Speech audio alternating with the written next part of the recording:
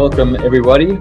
We still have 2 minutes waiting to go. Whilst we're waiting, I'd like to run through who we have on today. It's exciting to see not only Australia, but we have people from New Zealand, Malaysia, hi to our Malaysian friends, Singapore, hello to Singapore, the UK, welcome to the UK, Japan, nice to see we've got some people from Japan, Thailand, hello Thailand, and the United States, welcome. It's good to see some people from so many places around the world. Whilst we spend another minute before we start, I'd like to introduce, as usual, our customer support team.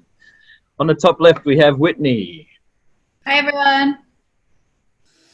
And Karen. Hi, everyone. And Melissa. Hi, everyone. So it's nice to see our customer support team supporting us as usual. Karen, could I ask you to say a couple of words on what you guys do for us? Thank you, Matt. As your client relationship managers, we are here to support you guys. We are that connection between the surgery and the lab, so feel free to contact us at any time. Also, feel free to contact our customer support team with your day-to-day pickups, or if you needed to speak to a technician, we're here to support you guys in any way we can. Thanks, Matt. Thanks, Karen, and thanks to the other guys there. Feel free to contact those girls anytime. They're a wealth of knowledge and they're here to support you and your clinic. So by all means, feel free to contact us anytime. So we're right on past. I'm going to share screen now. Excuse me one moment whilst I get this loaded up. Okay, so complete digital workflows. So welcome today's webinar. I'd like to get started now. We're about looking forward for a 20 to 30 minute presentation. So we're looking forward to making that happen. As you can see today, we've got a massive shift that we've seen occurring over the last few years. Once upon a time, we saw that this enormous amount of people were being enhanced by a small group of technology. And we've really seen that a massive shift has changed now, where we see enormous amounts of technology being used by a small amount of people. We're seeing a huge disconnect now as the technology advances. And why do we see that happen? Predominantly for speed of manufacture, efficiency, which is probably one of the most important components. We also see enhanced accuracy in dental manufacture when we see the digital workflows being taken advantage of. The scalability that digital technology enables us to grasp is definitely one of the biggest enhancements. It does allow predictability, so now predominantly with manufacturing we can see predictable results every time now, but most importantly we see advancements in productivity. Karen, if you could vet the questions as they come through at any stage. If someone does send, please request. I can't see you guys now, so I'll be waiting to see you guys through Karen, if you wouldn't mind. So the productivity really has been advanced. I wanted to show you a slide that I saw back in 2011. On the left-hand side of the screen here, you'll see this was a projected guesstimate of what was going to happen in the dental laboratory realm over the years projected. So you can see here in the yellow a traditional dental laboratory who did things handmade, traditional manufacture. You'll see the decline over years that was estimated until 2020. The teal colour in the middle is the hybrid laboratory who uses a little bit of digital, but predominantly stuck to the old ways of hand manufacturing. And you can see a slow decline here over the time until the estimated time of 2020. The lime green coloured is the advanced hybrid, the dental laboratory who are doing things by hand a little bit, but using technology to change the steps in the delivery of the service. And at the top here, you'll see in blue, the highly advanced digital laboratory who uses the technology to change the value of the steps in the delivery of these services. And we can see this since 2011. I thought it was quite fitting that now we're in 2020, and we've seen this exactly take place in our industry with the advancements of digital. The timing is everything, and a big question we have with our clinicians is, when should I digitise and when's the best time to jump on the train? And at the timing versus the risk, and the pursuit of innovation sits on a curve, and it's the technology adoption curve. On the left-hand side, you'll see the innovators. That is the people that really love technology and want to jump on board as soon as possible. Next, we have the early adopters, and the early adopters are the ones that have recognized the benefits of it and want to jump on board as quickly as possible. And this is where we see the chasm. And the chasm here is a little disconnect that we see, excuse me, where people soon realize that technology can't do what it said it can do. The technology is being dominated by the marketeers, not so much the engineers. And once we get past the chasm here and we figure it out and the technology works, I do apologize, and the technology works, we see the early adopters really take advantage of that before the early majority in the middle here jump on board, and that's when the technology works perfectly and works well. The early majority take advantage of that, and down here the late majority then miss out on a lot of the technology benefits, and the laggers at the end miss out completely. At this point here, around about here, that we see the next technology take off and the next adoption curve take place. And that's how new technology is adopted and how it works. What does that mean for us? We can see on the left-hand side, the innovators are the tech trigger point. Then we get this peak of inflated expectations before the trough of delusionment during that chasm. Once we cross the chasm and the early majority jump on board, we see a slope of enlightenment before the plateau of productivity and the technology work perfectly long term. So what's important to make it happen? Change. Change is mandatory for extraordinary results. Change turns coal into diamonds. Pressure turns coal into diamonds. So if you maintain that open mind to change and you're happy to deal with the pressure, hopefully we'll end up with diamonds. We do see a lot of people, unfortunately, we were the same, that are too busy to innovate. When a new technology comes along here and approaches us, we're so busy dealing with the way we used to do it, where we get too busy to change.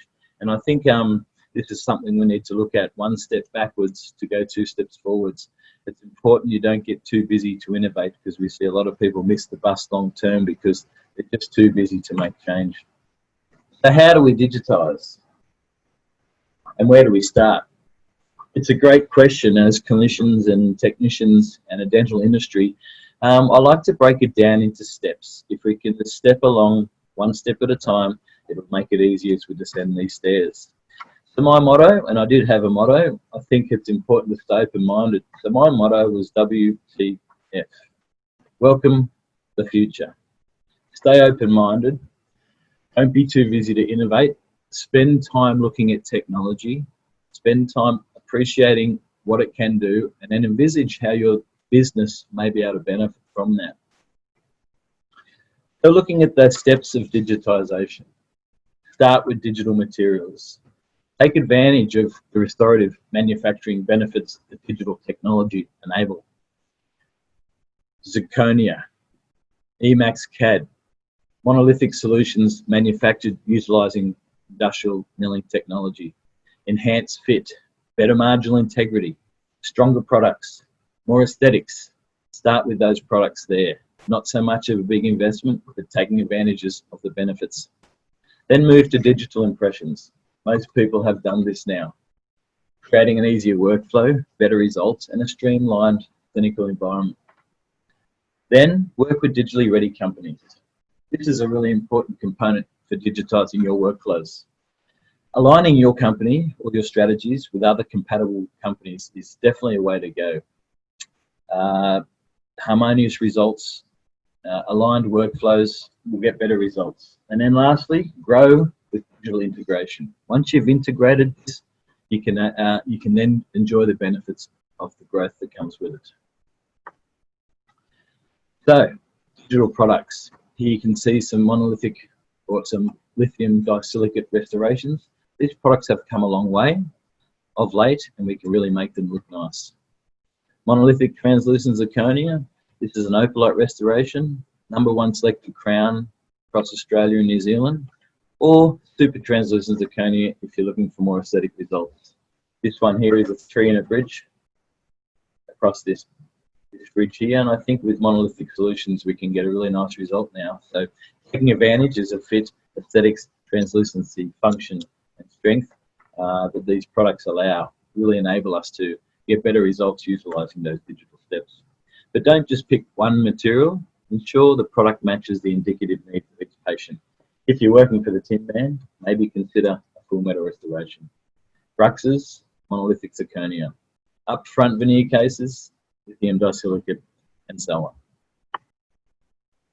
For digital impressions, this is probably the #1 advancement or improvement that our industry has seen, and I've been forever grateful that these companies have focused on digitising the front end of the clinical practice. 3-shape Trios, the Medit i500, no doubt the most advantageous ones that we see most work coming in from, and I really have enjoyed what this has done for not just our business, not just our patients' results, but our industry as a whole.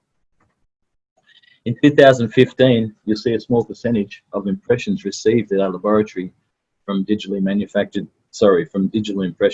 for crown, bridge and implant cases. In 16 it grew, in 17 it grew, in 18 it grew further, until last year we saw nearly 60% of impressions received for crown, bridge and implant restorative manufacture were received from digital acquisition. With no doubt the benefits are vast and huge. In 2013, I saw this slide at a presentation, and it was based off 123,757 zirconia crowns manufactured from digital impressions from a laboratory in America called Glidewell Dental. It shows the benefits of digital versus conventional, with an 80% reduction in return for marginal errors, a 60% reduction in return for occlusal errors, 55% reduction in returns for fit issues, and 30% reduction in remakes overall. I was staggered with those numbers. Back in 2013, I soon realised that's the direction that we wanted to take our lab, and I strived for similar results to this. So the digital transition is quite easy. Back in the day, this was a digital camera. Back in the day, digital calculator, digital scales, digital thermometer, and a digital clock. These days, it's just a camera, calculator, scales, thermometer, and clock. Just like digital impressions, when they first arrived, were digital impressions. Now, due to them being the majority, they just become impressions. We have impressions and traditional impressions. And why does that happen? Why do digital impressions come and take over? Same reason digital photographs came. Analog cameras, you could take a photograph and you could show the photograph to anyone that was in the same room. Then stack the photograph up in a drawer or in a room next to all your other photographs. But with a digital camera, we took a photograph and we could take advantage of so many more platforms. Snapchat, Twitter, Facebook, LinkedIn. We could hide it in the cloud, store it in the cloud, email a friend instantly, copy and paste, like, dislike, stitch it, and start making more use of our photographs overnight. So the advantages of digital camera far surpass a traditional camera. And that's similar to an analog impression. We take an impression and we have a model. We can make a crown from it. We can show other people the model that are sitting in the same room as us, and then we can stack it up in a room with all our other models. But a digital impression is one taken from a Trios. We can do far more with a digital impression. We can use it for digital smile design. We can upload it to the cloud, marry it with a CT scan for implant placement guides, use it for manufacture, patient education, orthodontics, line technology, aligners, chairside milling, but most of all, instant feedback on our preparations. Far more diverse benefits with a digital impression than a traditional impression. So I ask here who here has already gone digital. Some of our clinicians say, I haven't quite digitised yet. And I beg to differ. They're starting to use Emax CAD or monolithic zirconia, so they've already digitised their material selection. Their front end is now run from computer, so they've digitised the front end of their surgery. Their X-rays and CBCTs have been taken digitally. The way they communicate with their lab has become digital. So quite often we hear that they haven't digitised, where we believe that most people have digitised. The only thing they still haven't quite focused on is the front end. So digital shade taking, for example, and there's no doubt a DSLR camera will give the best results, but there's enormous amounts of cost and learning curve to working digital DSLR cameras. And I think these days with some of these smartphones and technology such as this Smile Light here, we don't really need to invest in the technology nor the training that we used to. A Smile Light such as this with nice diffusers, polarized capability and 45-degree lights can really give us some nice results. You strap any smartphone on the back and instantly get macro shots like this from a smartphone. The day I bought this technology, I strapped it to my phone and I took this photograph of one of our ceramists. Here you can clearly see the interproximal warmth needed. The halo, the mamelons, the translucency, the labial characterization. There's no doubt you give us photos like this and educate and provide this to your laboratory, then the laboratory will provide better results for shade taking, shaping and labial characterization. How else can we digitize or take advantage of our digital benefits? And we saw this with Smile Design, and this is one of my favorites. Back in 1999, we used to use Photoshop. A dentist would send a photo like this, and we'd paint on the photo using Photoshop, send these two photos back to the dentist, and then we hopefully case acceptance would go up. In 2001, we used full face photos. We tell photos like this, and if you watch the patient's teeth as I use Photoshop to cover them, we then started seeing some pretty good case acceptance improvements when we sent before and after photos back. 2001, these results were life-changing as we saw case acceptance increase. Then in 2014, along came DSD, Digital Smile Design. So it enabled us to be do our smile design and motivate the patient and not be so disingenuous with our promise. We can now design the teeth and guarantee we could deliver on our promise. It wasn't just an artist's impersonation or layering of teeth over a photograph. We can now get more of an idea and hope that our delivery could be achieved. We saw photos like this, 12 o'clock view up here, the anterior view here, the occlusal view of the model, and height width ratios, golden proportions, recurring aesthetic dentistry movements. We can see a lot of benefits that DSD gave us. The profile smile, how much we need to increase or how much we need to decrease through reductive technology. It gave us a lot of benefits, and you can see the smile design that we could do was much more realistic. And I really enjoyed what DSD gave us back in 2014. Photography is paramount to get the case looking good, so please ensure your photos are right. They are super important to make sure it's right. Then 3Shape decided to jump on the bandwagon, and they provided us with technology called Smile Designer, where we could quickly have a look at the case and quickly see what we could do for a patient. And it became much quicker and much simpler, but to marry the disingenuous approach, we then took a scan of the patient or scan the model. You can see at the top here on the right hand side. The photograph on the left, we zoom into on the right, and we start marrying the photograph down the bottom right with the digital scan. Once we import that, we can start seeing the model inside the patient's mouth. So whilst we're doing our digital smile design, with the improvements of the complete digital workflow, we're actually designing the teeth in the patient's mouth in real view. So 3Shape Real View became a much more powerful tool to guarantee the results were going to be achieved. They also guaranteed the results could be put onto this particular patient's needs. So I really saw it advance again from DST through to the complete digital workflow. You'll see here we can now start designing the teeth on the actual scan of the patient, in the patient's mouth, in the photograph. And we can start looking at how it's going to look on the left-hand side here. We can see, is it going to cant, height to width ratios, length, even down to improved gingivectomy cases. It's far more advanced than it was back in 2014 with what 3Shape can do for us. We cut the window out down the bottom right-hand side. We have a look at the teeth in the patient's mouth, and we can then see what we've got. We can 3D print the model. This is the model ready for print. The model gets printed, flops get made, and then that's used for chairside clinical moves. More powerful and far more useful because we're designing the final restorations right at the start. And I really find that powerful, and that's what we had been missing when the first digital smile design came along. So 3-shape smile design here, we have a case, we import height to width ratios into capillaries, we look at the teeth, start designing the shape that we need, and then communicate with our clinicians through doing this. At this stage, this is just a communication tool for the technicians and clinicians.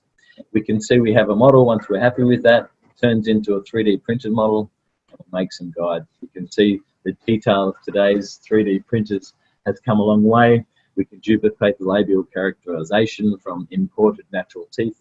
It's a very, very powerful tool. Soft-wash potty keys are made from that for the temporization stages or the diagnostic motivational mock-up, and we can start educating the patient and gaining their trust. You can see before and after, we can say to the patient, this is what we can do. So this is a great motivational tool for not only case acceptance, but ensuring that we have the right shape to enable cases to be done right first time, every time. So the scan of the preps is then taken and sent to the lab. Here's the scan that's come in. We import that initial STL file that we took of the diagnostics over the top of the teeth. And this is where I love this system because we guarantee the results. They become the final design of the STL for the mill. Restorations are then milled. You can see at the top right-hand side now with today's industrial milling technology, we can now mill these to 2 or 3/10 of a millimetre. Very powerful edge stability. The model is 3D printed. The model comes out. You can see the detail of the model. All this scarring here is the gingivectomy. All the scarring here is the gingivectomy that took place. Laser. The model, the restorations come out of the mill. Screws are removed, and the crowns are then finished. It's a simple glaze, monolithic finish. You can see the restorations here. This is just simple glaze and stone. The case is sent to the clinician. It's tried in, bonded. And I think this workflow makes life so easy from a clinical view, technical view, patient education and understanding. We no longer do porcelain try-ins and increase our grey hair. I really love that. So the ideal mock-up, you can see at the top, becomes a 3D printed model, which in turn becomes the design of the veneers, the same STL, which in turn becomes the milled restorations, which are then finished in the lab and bonded in the mouth. The complete digital workflow enables a consistency, reproducibility, and practicability that we've never had before. We really love what digital technology has done for us as clinicians, technicians, and patients. You can see the initial here on the left. The smile design to guide us, the mock-up to guide the patient, and the final patient, happy as Larry. So before and after, once you get these techniques, the complete digital workflow right, it enables these results right every time. You can do before and afters all day long, never see them come back. The only thing we need to focus on now is understanding truly what the patient's shade desires are. Now we can understand, do they want natural incisal embrasures? Do they want more Hollywood finish? And the 2D up front is a real good idea to understand the patient's needs, to make sure we deliver first time. I don't want to be doing remakes, and nor do you. So I really loved, as Australia's #1 TSD certified lab and complete digital workflow specialist, you can really transform anyone. Here's a patient we did for Dr. Habidi in New Zealand. Thanks to our New Zealand doctors out there for that slide. I appreciate that one. So, to finish up, how else can it help us? Maybe digital implant placement. Today's digital implant placement or implant placement guides, it's predictable, It's easy. It's today's industry standard. It is more cost effective because it eliminates results. It's reliable, and it can be used for not only single tooth placement in tricky positions where you've got to place that implant between close to a nerve or between two adjacent teeth, but also for full arch cases. And I think that's where it comes to where it can be benefited from the most. A cone beam can be taken, married with a digital impression, imported to computer guided surgery. The guide is made, case is finished. But can it be used for full arch cases, and can a digital impression be used for full arch cases? Some time back, I wanted to test this theory. So if this case was finished traditionally, I put some scan bodies on the model, took a tree-shaped trios scan, printed 2 models, placed my analogues, and did a dental technician gingivectomy to see how passive the case was from the original model to here, and I got perfect results, and I was most impressed with the technology. Now we do full arch cases. Here's an all-on-4 from the digital impression. Obviously, we can't have the maxillary-mandibular relationship due to having no occlusion, so it comes in like this, and we make a simple bite guard. Here's a bite block, but also this is on top of a clear acrylic stent to ensure that we have an accurate model. So once this is placed, you x-ray this to make sure it's passive, and if it is, you go ahead and use the bite block. But when you've got your bite block like this, be sure to take it one step further. Not only do you mark the midline, but look at the patient's nasal wings, and then put a dot where you think the canine should be. And then with similar techniques that we use for digital smile design, we can import the teeth in relationship to the smile curve and to start designing the shape of the tooth we want. So even our full arch implant hybrid department, our full arch implant department are utilising digital smile design and the complete digital workflow to enable results first time, every time. Try-ins, first time, every time. So when we do our wax up, and this is the diagnostic wax up on a digital impression, we 3D print the soft tissue, we 3D print the model, we can start sending our diagnostic setups and wax ups out. Looking good, we know they're going to fit, we know they're going to be nice because we've utilised the benefits of digital technology. This is how we send out our full arch hybrid cases, ready for trying, and rarely do they come back for retry. Uppers and lowers all at the same time, more than happy to put them out because of the benefits of manufacturing techniques these days. Really have come a long way. If it is going to be for a monolithic zirconia, still that impression or that try-in is scanned, and then we just do a simple cut back for the gingival porcelain. The restoration STL is then merged, ready for mill. You can see both views ready to be milled. And the case comes back from the mill. We glaze and stain the teeth and do a simple gum build-up on the gingiva. And for these reasons, these simplified workflows enable us to get nice results out every time, first time. I really love what the digital technology has done for us. So to digitize your practice, it really is turning an art into a science for efficiency, consistency, productivity, predictability, which I think is the most important component, and reproducibility. Not only can we do it once, we can do it over and over and over again. We've turned an art into a science. Complete scientific management.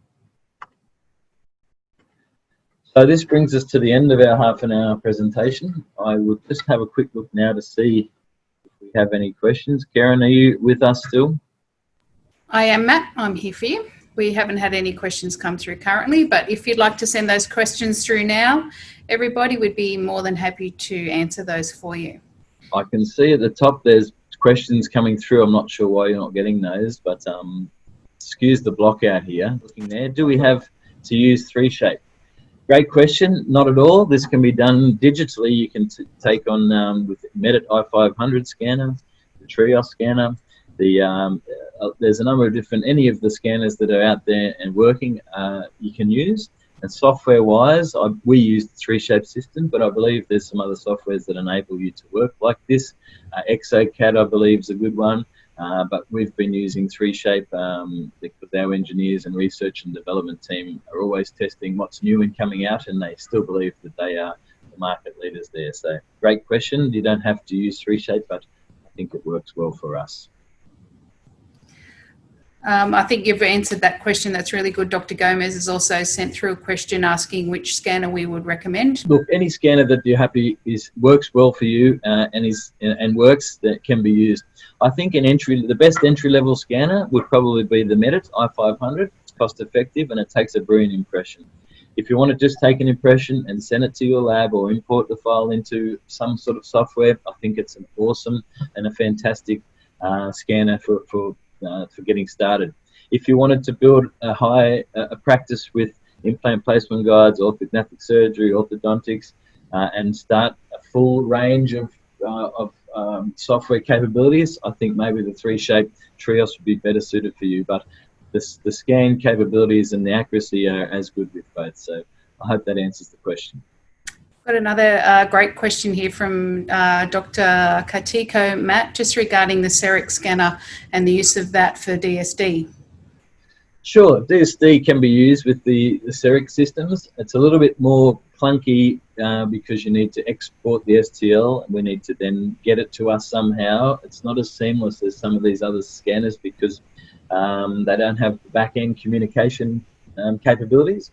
But the scan itself can definitely be used for DSD. If you can, I believe you need to put some extra software onto your system to enable the STL to be exported. But if you can get it to us, then we can use it, no problem. Another question here from Dr. Moses Louis. Hi, Dr. Louis. Do we accept any implant system, Matt? Any implant system currently available in Australia today, and about 15 or 16 that aren't available in Australia, we currently work with.